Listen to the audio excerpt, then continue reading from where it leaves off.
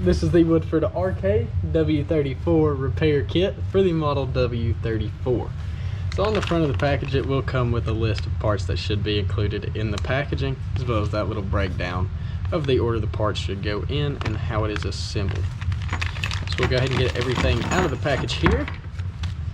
So it will come with that pivot assembly here, the packing nut, that brass support washer here, the graphite packing, and the rod stem and the plunger.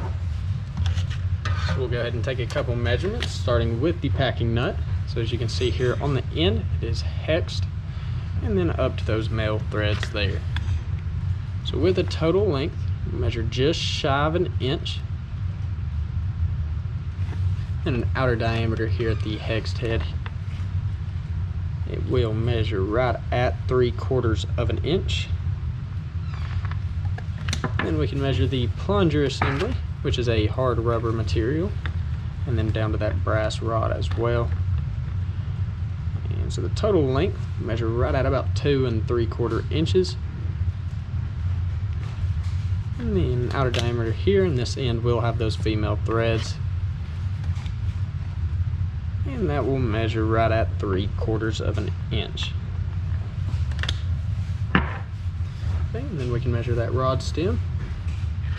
Total length, it'll measure right at about 3 3/4 inches, with an outer diameter of right about 1/4 of an inch.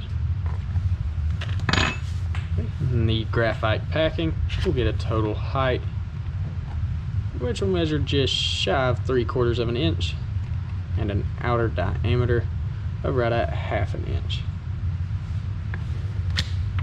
And then we can also measure that pivot assembly. So from a total length, it'll measure right at 2 inches, and then we can also get an outer diameter here at this end, which will measure right at 1/2 inch. And once again, this is the Woodford RK-W34 repair kit.